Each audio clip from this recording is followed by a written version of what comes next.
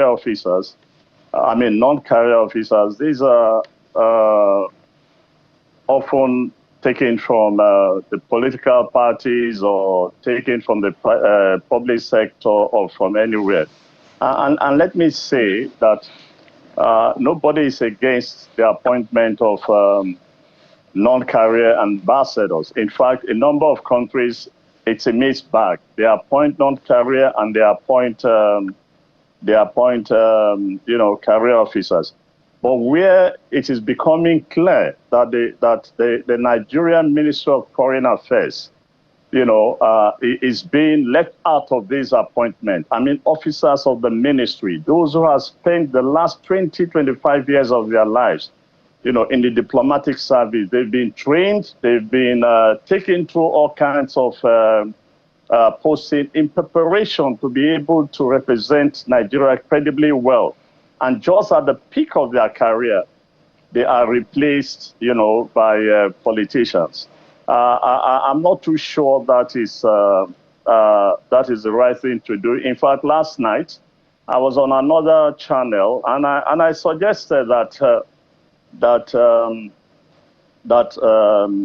I made two suggestions. Number one, I said that look, if this is what we want to do with Nigeria, we could as well begin to appoint politicians as chief of staff of the military establishment, because this is exactly what is being done. But if you think that that is ridiculous to start with, this is also the appointment of a number the people, who by any standard have no business being in the diplomatic service. That's how ridiculous it is. I'm comfortable with some names on the list.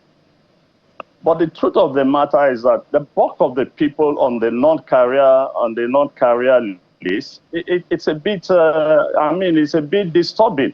Are these the kind of people we want to represent Nigeria?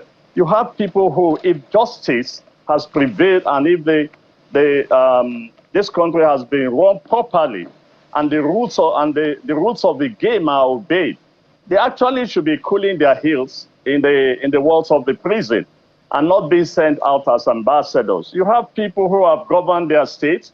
They were absolute failures.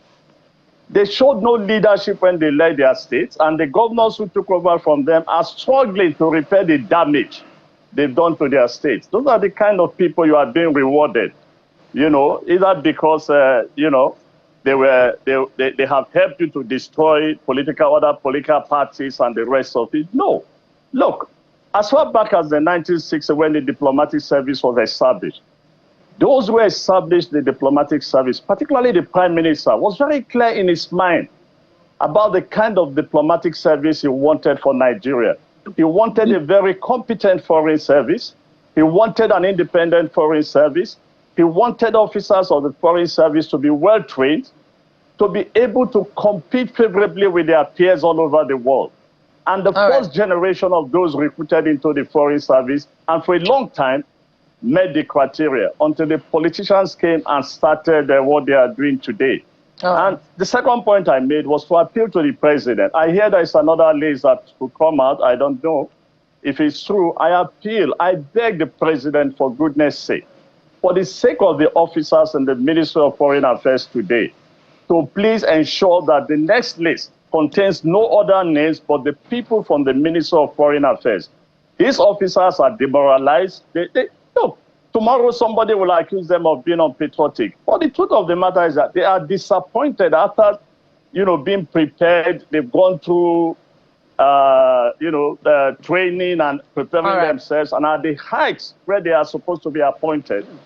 You now think that they are not qualified to represent the country. You have a set that have retired that have retired 2 years ago. All these officers, as Nigerians today, are very bitter